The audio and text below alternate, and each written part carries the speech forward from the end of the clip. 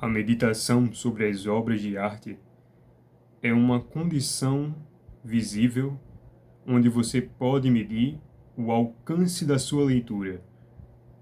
Como a meditação sobre as obras de arte aparece como uma fina construção daquela resistência interior que você possui a observar se há em você uma maturidade o suficiente na leitura a reviver em si mesmo enquanto lê todos os acontecimentos, ou se você é mais um apressado, desgostoso, que não possui resistência ao desconforto da leitura, se atribui na leitura a qualidade mediante o que você sentiu de bom ou ruim. A meditação das obras de arte revela quem você é, revela o que você possui na medida de interpretar as coisas que você lê. Mas é claro que a meditação das obras de arte exige uma disciplina interior que só é possível de ser alcançada, dominada, quando os seus afetos na leitura já foram direcionados para a verdade. E por que eu digo os afetos direcionados para a verdade? Porque quanto a um produto da modernidade, quanto à elaboração de correntes psicológicas que visam modificar o comportamento das pessoas, a fim de mantê-las sempre expostas às sugestões, faz com que a própria personalidade, sendo falsa, não consiga assimilar qualquer realidade. Isto é, qualquer acontecimento, por mais corriqueiro que seja, passa invisível pelos sentidos. E você não consegue ter mais critério de julgamento, porque o próprio critério de julgamento fora modificado pelo sentimento. O julgamento é em si uma coisa muito boa, pois é o julgamento que estabelece a qualidade das coisas que nos são entregues. Sem a capacidade de julgamento, não conseguimos aferir a substância do que nos é colocado. Não conseguimos julgar uma obra de arte. A obra de arte, para que ela seja uma obra de arte, ela precisa do julgamento. E qual é esse julgamento? É o tempo. O tempo julga a qualidade das obras de arte, onde todas as épocas fazem referência à mesma, como tendo nela algo que, depois de fazer a leitura, o homem passa a entender algo que não entendia. Através da profundidade, ilumina aquelas regiões ainda infantis da sua consciência que, não tendo sido expostas ao contrário, faz com que elas apenas orbitem nas coisas já conhecidas. E a tendência dessas coisas em que orbitamos já conhecidas está sempre de mãos dadas com o falso. Henry James escreveu uma obra que é A Arte da Ficção, em que ele descreve as características de um romancista, as características de uma obra de arte. Benedetto Croce, um filósofo italiano, na sua obra Aesthetica in Nuce, ele vai descrever a estética da obra de arte. Mas a obra de arte tem em si uma coisa específica, que é a forma. Ela precisa ser entendida. Uma obra de arte não está exposta mediante ao subjetivismo de entendê-la como quisermos. A obra de arte, por mais profunda e subjetiva nas impressões que ela possa fornecer, ela tem uma objetividade dos acontecimentos, mesmo em meio a tantos paradoxos. Portanto, a obra de arte possui uma forma, ela é inteligível. E quando nos expomos com uma consciência refinada, apurada, a extrair da obra de arte não somente a intenção do seu autor, mas sim aquelas complicações que são muito pertinentes à inteligência quando se debruça sobre algo, ainda que comum, mas que o comum na narrativa cria uma atmosfera nova. o comum se estabelece como um novo panorama do conhecimento. Todos os romancistas, todos os grandes escritores, em suas obras de arte, em seus trabalhos, queriam demonstrar, queriam expor à humanidade algo que eles passaram, algo que eles sofriam ou estavam tentando entender. E nesse processo de entendimento, o homem cria uma obra de arte, que é uma construção tão bem feita sobre determinado problema, situação, coisa ou possibilidade humana, que faz com que tenhamos nesta obra de arte um emblema máximo dessa espécie de acontecimento.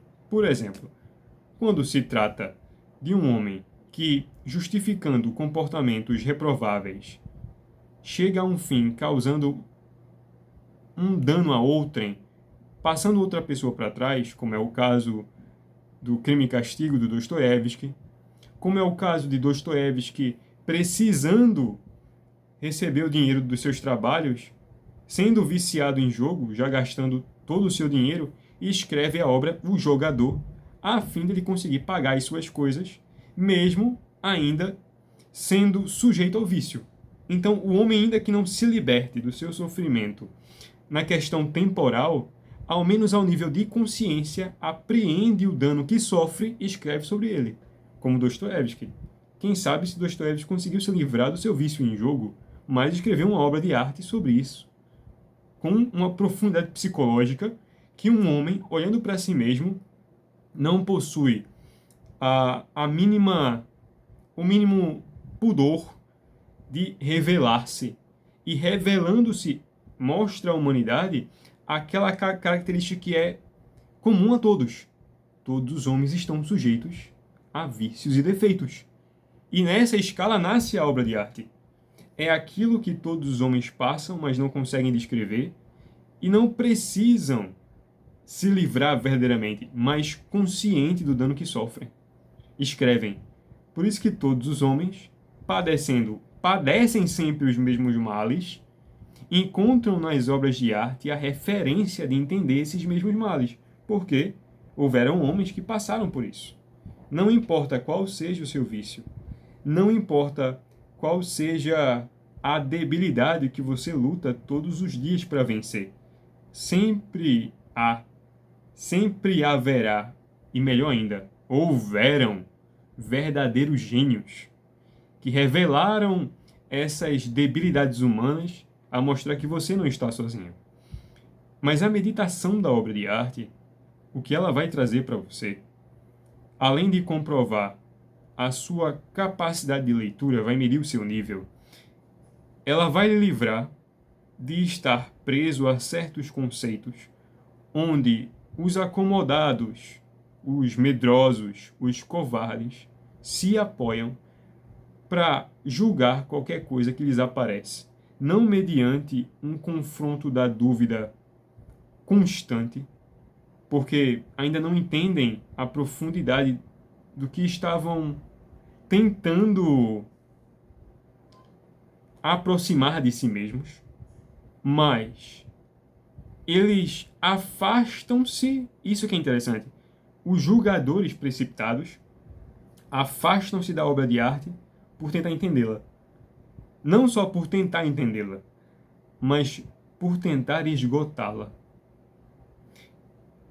E há algum problema com isso? Não, não há.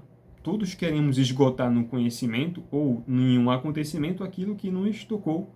Mas o problema é que o julgamento para aqueles que possuem um nível de leitura baixo é a tendência reprovável a repetir conceitos prontos.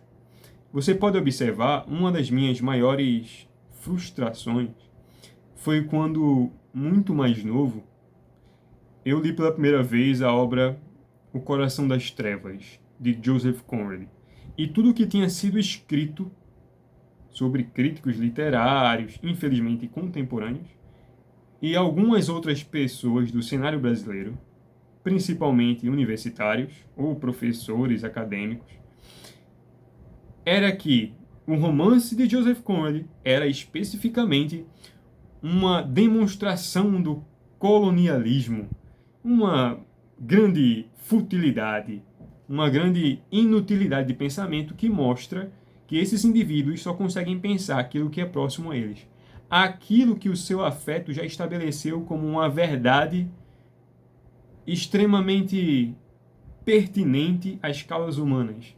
Mas é apenas uma mesmice, é apenas um comodismo. Então, como é que um sujeito idiota, ao ser exposto a uma obra-prima como essa, do Coração das Trevas, em sua grande incapacidade, o homem exposto a diversos desconfortos da alma humana, precisando estabelecer certos diálogos, precisando entender algumas questões que o personagem estava tentando entender, ou outro personagem, o Kurt, ele que, sendo um trabalhador no meio das selvas com marfim, mostra como um homem pode exagerar e criar em si mesmo uma espécie de fantasma e ser assombrado pelas coisas que deseja.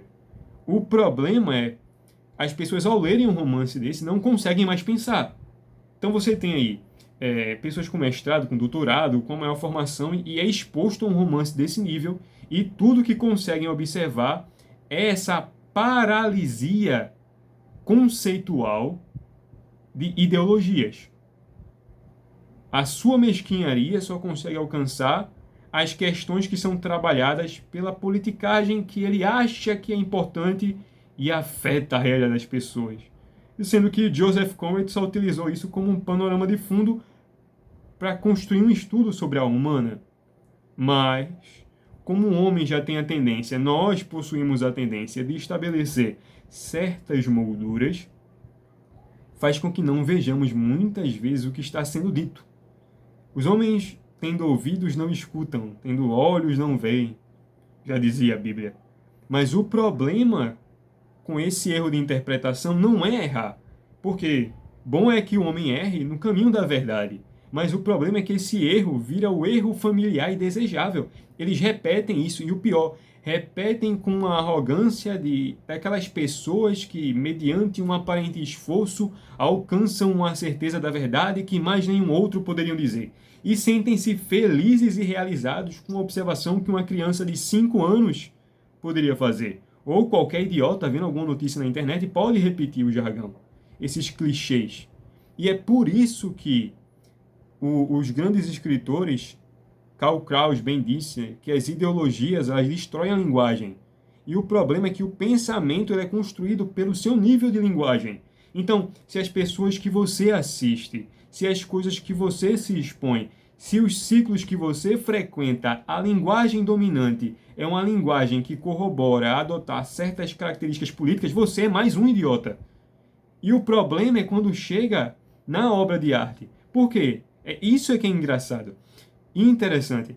Você tem o desejo de ler boas obras de arte, mas você não faz a mínima ideia de que sua própria conduta, enquanto não lê, mesmo lendo, sua conduta enquanto não lê representa muito mais do que você vai entender enquanto você está lendo.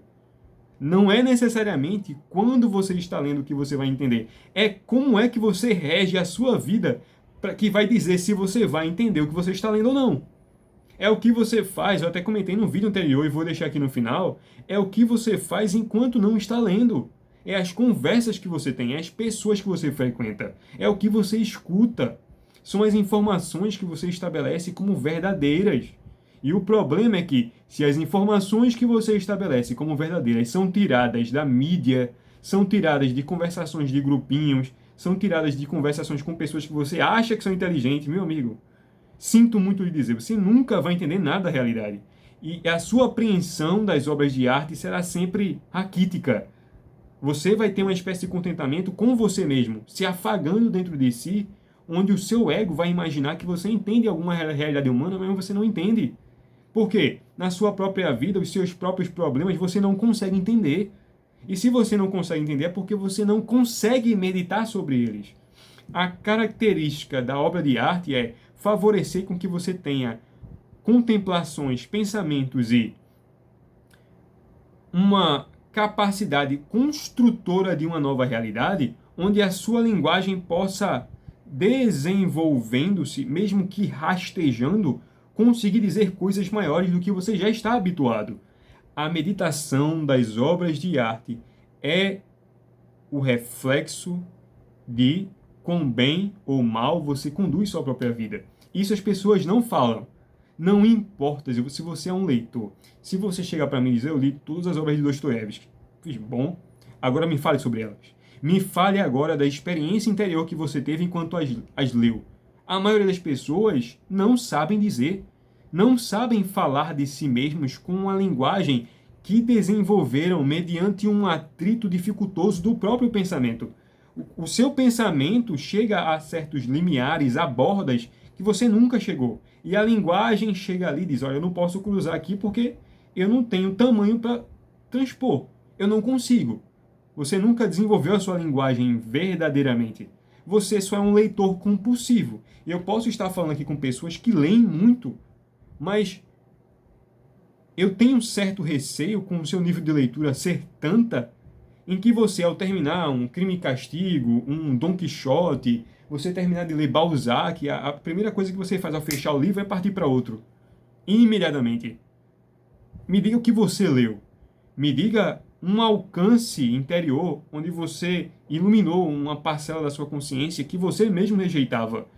Ou você conseguir dizer o que você leu, não apenas com uma espécie de leitura fria, onde alguma vã teoria que você gosta, tem certa afeição, queira tentar esgotar aquela percepção de realidade onde você, vendo-se impotente, quis enrijecê-la com teorias, ou quis fechá-la, encadeá-la na sua insegurança. E essa sua insegurança aparece como?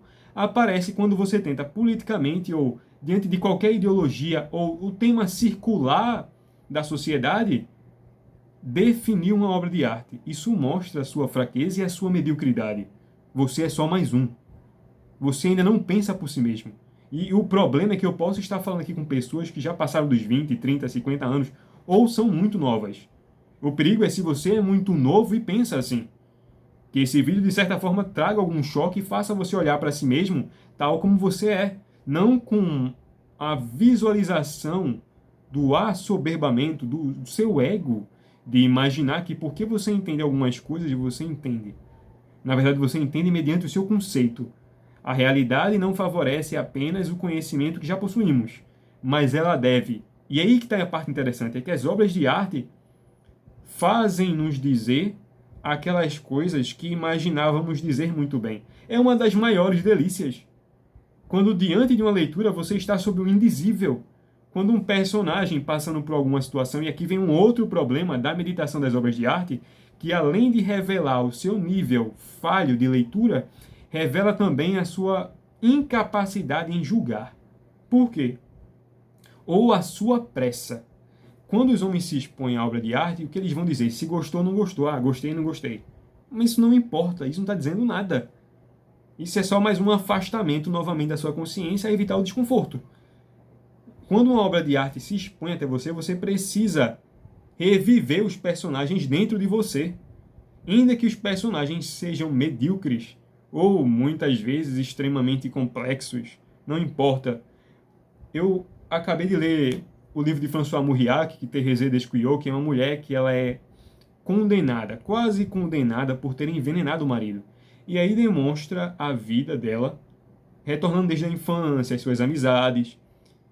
E na abertura, Mauriac vai dizer, porque Mauriac é um escritor católico, mas aí que está a diferença de um homem que não se ampara em teorias a um homem que se entrega à realidade para tentar entender alguma coisa. Mauriac vai dizer que na época em que ele estava escrevendo essa obra, isso é até mesmo a introdução do livro, ele diz que os religiosos da época tiveram um certo desdém dele por ele ter escrito uma personagem tão mais odiosa do que todas as suas outras personagens. Mas ele vai dizer que somente os corações na boca não possuem grandes histórias. Somente aqueles corações que estão envolvidos em lama, isso é, em erros, em pecados, em falhas. E Mauriac, esse conhecedor verdadeiro da alma humana, vai num antro mais aversivo da aparição humana para demonstrar a maior das humanidades.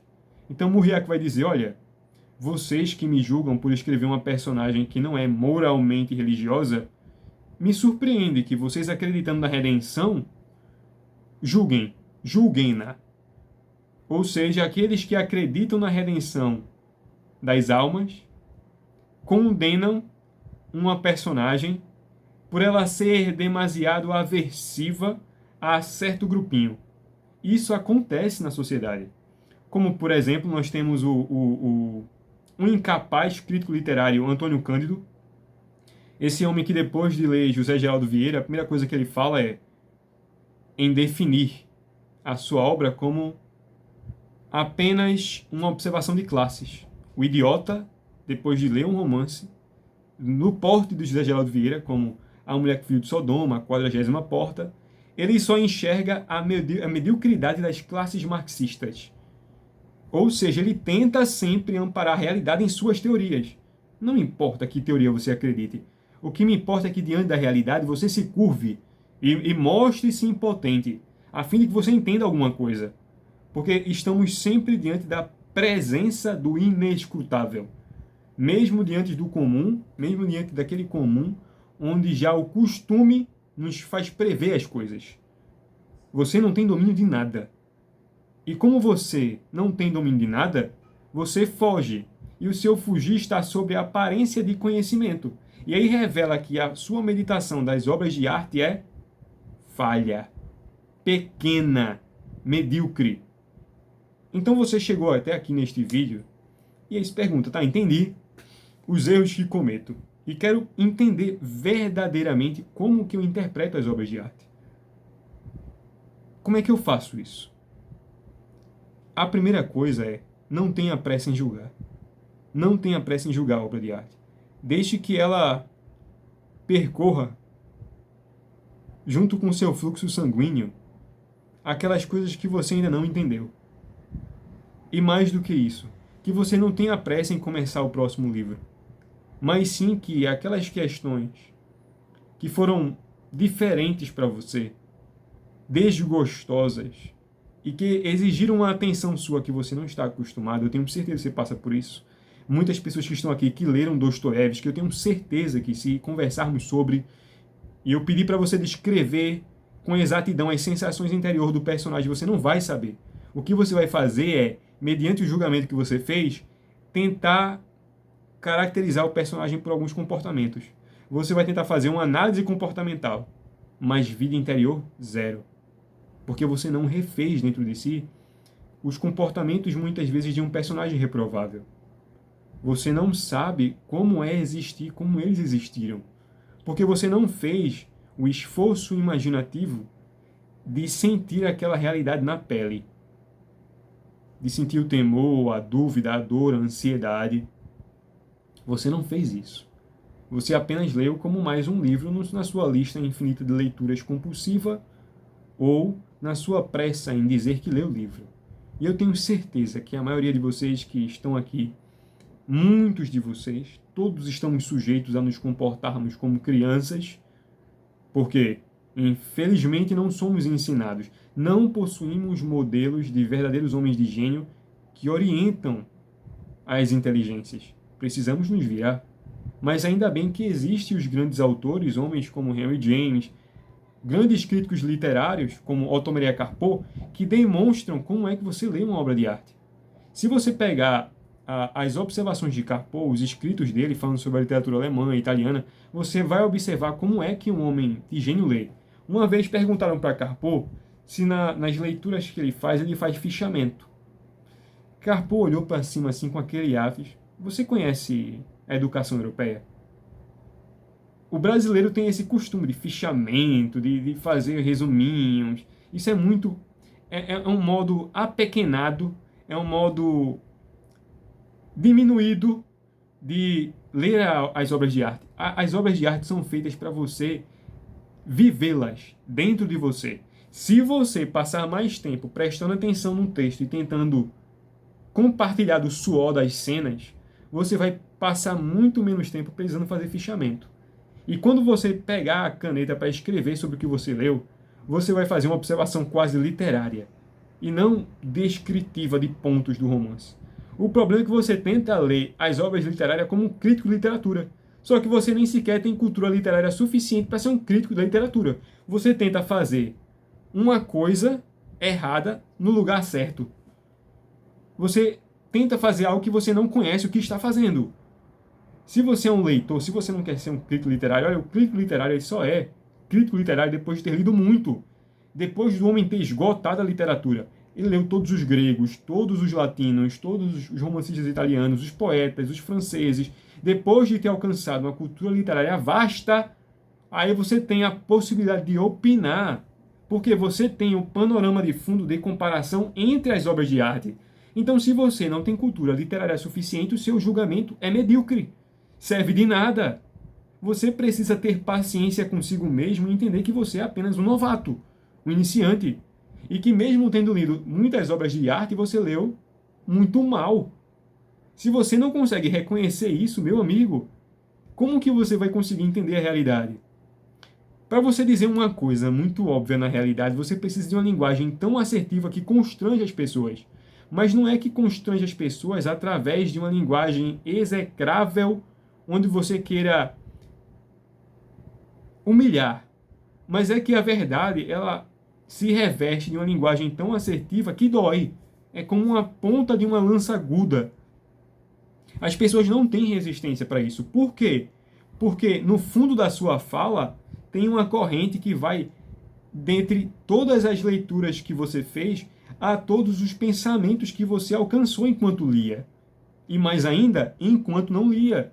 Então, se você quer aprender, se você quer desenvolver uma inteligência e a sua vida não é dedicada a ser inteligente, que é uma modificação da sua personalidade, meu amigo, não tem como. Como, por exemplo, hoje vejo pessoas se formando em psicologia ou pessoas que trabalham nessa área e a vida delas não é uma vida de autoconhecimento, não é uma vida dedicada ao estudo verdadeiramente. É uma vida dedicada a um profissionalismo. Então, quando alguém fala, independentemente da profissão, meu amigo, isso é a coisa mais perfeita da arte. Você não precisa ser um profissional das letras no sentido acadêmico para ser um homem verdadeiramente culto, para ser um escritor, para ser um romancista, para ser um poeta. Você pode bater laje, você pode ser um pedreiro, você pode escrever romances. Todos os grandes escritores eram trabalhadores comuns. A maioria deles. A maioria deles. Dostoiévski foi conseguindo dinheiro aos poucos. Temos grandes escritores que precisaram penar muito para poderem ser reconhecidos como escritores, mas o que é que pesava para eles de verdade? É que dentro de si algo faminto o devorava, o obrigando a escrever sobre as coisas que ele não entendia muito bem. Muitos deles escreviam para tentar, através dos seus personagens, ver fora de si mesmos esse mundo que ele já estava cansado de suportar. E na obra de arte, na literatura, o homem expressa, além das suas características próprias, a observação do mundo e das coisas e das pessoas. Por quê? Isso é uma das coisas mais perfeitas sobre a literatura. É que ela é a única que vai lhe dar verdadeiramente inteligência, que vai lhe dar capacidade de entender as coisas, que vai fazer com que você perceba a distinção entre o verdadeiro e o falso, entre aquilo que parece verdadeiro e o falso verdadeiramente. É esse senso de verossimilhança, como já falei em outros vídeos, é esse senso de você conseguir medir a capacidade de alguém simplesmente pelo modo como ela fala. Porque o olhar, o peso da fala, da linguagem, da gesticulação, tudo entra em congruência com a intensidade do que está sendo dito. Você percebe, ainda você não tendo a cultura literária que aquela pessoa tem quando fala.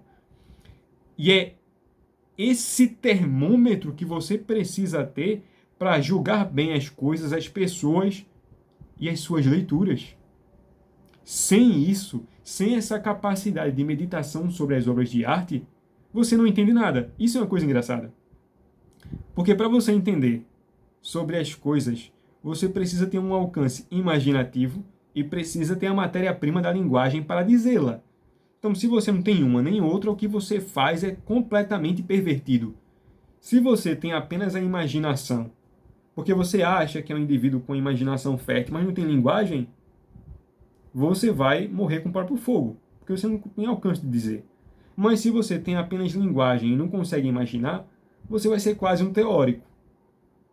A realidade, ela precisa ser confessada de uma forma tão sincera que a sinceridade em dizê-la, muitas vezes sim, muitas vezes comum, é profunda. Você pode observar alguns autores, como, por exemplo, Machado de Assis escrevendo, e você lendo tudo aquilo, você entende o que ele está dizendo, mas você não alcança a forma como ele diz ainda. Por quê? Aquilo, além de ser fruto das leituras, essa parte interessante, é fruto da meditação sobre as obras de arte. Machado de Assis, eu tenho certeza, qualquer pessoa que dedica tempo verdadeiro à escrita, não como uma espécie de desejo do ego em aparecer, mas é uma devoção que ele tem à escrita, você percebe que o seu pensamento, ele é o reflexo da sua escrita. E a escrita demonstra como você pensa. Chega num ponto em que você começa a conversar consigo mesmo literariamente. Todos os escritores faziam isso. Não havia mais diferença. O bom escritor é que não há diferença entre a fala dele e a escrita. E é uma habilidade dificílima de desenvolver, porque exige uma sinceridade. E essa sinceridade exige o seu esforço de o tempo todo estar se livrando das falsidades. Em se livrar da mentira que, diariamente, vai querer tomar posse de alguma região interior sua. E você precisa ter a honestidade de confessar a falsidade em você todos os dias e ininterruptamente. Porque somos tendenciosos ao engano, ao auto-engano. Somos tendenciosos à indigência. Então você precisa ter essa capacidade de julgar as coisas. E julgar as coisas através da realidade. E como é que você julga as coisas através da realidade? Quando você tem dentro de você diversas... Quando você tem dentro de você... Quando você possui uma envergadura não só de aparente entendimento das pessoas, mas de um entendimento muito profundo sobre quem você é. Se você se olha no espelho e sente que ainda não se conheceu o suficiente, você tem muito trabalho pela frente. É como Raul de Leone disse em um de seus sonetos: sei de todas as coisas, sei do movimento e o curso dos astros, sei o segredo das almas, sei de todas as filosofias, sei de tudo, só não sei quem sou. E a parte mais formidável do conhecimento humano é que os romancistas falaram sem dizer, de certa forma abertamente, mas estava implícito em seus escritos, é que um homem só conhece bem a humanidade quando ele conhece bem a si mesmo. Porque todos nós, em certo grau, compartilhamos os mesmos sofrimentos, as mesmas dores, estamos sujeitos aos mesmos traumas. Somos alternantes entre as mesmas esperanças. Temos fome da mesma comida.